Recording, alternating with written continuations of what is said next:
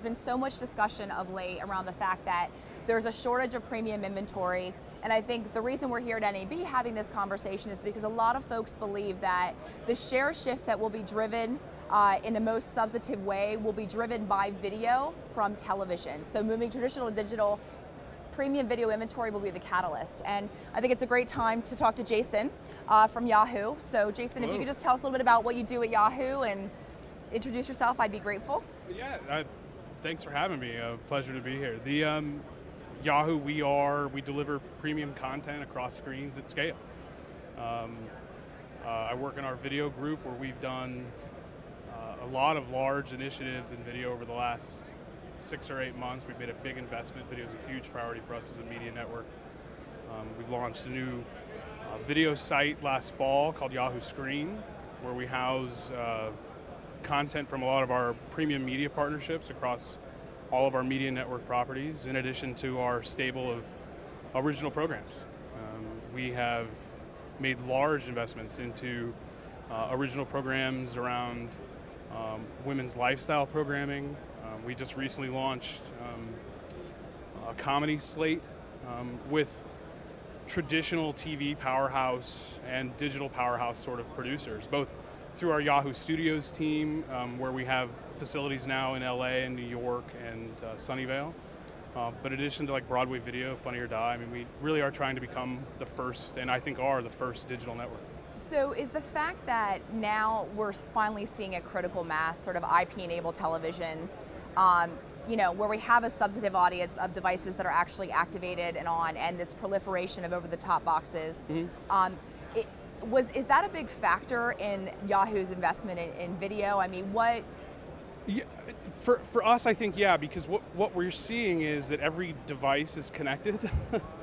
So while you are having a huge growth in digital streaming, and it's not necessarily translating into a time shift away from television viewing, so what you're having now is more time spent, but it's fragmented across a lot of different devices. And for us, we needed to have content that was exclusive to us and that we owned distribution rights to be able to then freely distribute that content across devices, but then also then apply kind of our secret sauce of programming, right? So we bring content within context, which is kind of our, I think, our key to success here, right? And we do that through, you know, whether it be algorithmic sort of context or editorial, we still have people that program as well. That's really interesting, right? Because some of the data, a lot of the data we've seen is that this voracious, insatiable appetite of audiences now to like just consume sight, sound, and motion, right? Yeah, which is increasing time spent, you know, year over year on television, as well as increasing video consumption online. How are you, when it comes to actually sort of optimizing content and programming, you know, average video, I think, duration is least on mobile, greater on online, more on tablet, most on IP-enabled televisions. Sure. I mean, you could, the loose rule is the bigger the screen, the longer you'll sit and watch it, right? What does that mean for advertisers? I think for us, we have to optimize ad experiences across screens for similar content, right? So it can't be as simple as having one ad model work across, you know, this ad model for this piece of content no matter where it's distributed. You have to really optimize for the experience and bring the best experience to the consumer. Because then when you do that, you'll see things like where digital traditionally leads over television, where you'll have brand recognition lift and favorability lift and message recall lift. If you can adjust the ad experiences based on the distribution model, I think you can maintain those lifts even over television, even on the big screen. So where do you think, for the new investment sort of in your content, from where do you think those ad dollars are going to originate? Is it going to be cannibalizing television? Is it new spend? Is it display? I mean, you know, you're going big here, so I don't think it's all net new.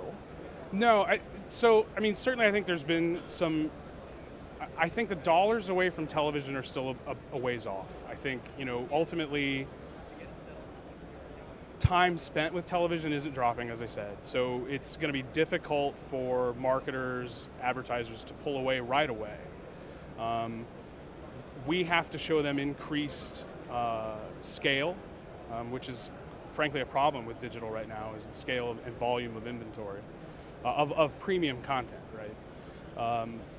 So we have to increase scale, but we also have to try and standardize metrics across traditional broadcast television and digital. I think the AOL thing you mentioned was maybe a step in that direction. I don't know if it's quite the right way. I mean, you know, I doubt you're going to tell me whether or not Yahoo is going to be using GRPs to sell your video inventory, actually, but I would love for this to be a first. No, I'm not at liberty to disclose anything in that area. I mean, like I said, we have to standardize metrics across screens. I'd say the incentive right now is for digital to try and play ball with the TV side, only because that's the dollars we're trying to take. Why would television adopt necessarily digital metrics, more hard defined digital metrics for measurement? So when I hear that though, it's like that's quitting, giving in, right? I mean, to me, all the things that make digital advertising exceptional. I think you can argue with the creative format of a pre-roll because it's disruptive and sometimes users don't find it appealing. I think it's the most valuable advertising asset available. A user hits play, they're looking at the video screen, the ad comes up. In almost no other medium in any other format can you almost assure that your message is going to be seen by the user, even if only for a few seconds before they divert their eyes. You can't do it in print. You can't do it on television. People fast forward commercials. I'm guilty as charged. I would imagine you are as well. But that format, and I think the derivatives thereof, I think we're getting better as an industry in trying to make advertising that is intrusive enough, and I use that word lightly, that it's noticeable, but not so much that it detracts from the overall experience, right? So I do believe digital is a better way to spend. I do believe the metrics there are better. I'm very pro-digital. It's a space I work in. But the reality is that we have to bring volume to the table to hard sell, I think, with advertisers and marketers and agencies on really shifting. And we're starting next week, right? So next week is the first new front. In New York, Yahoo was one of the founding members.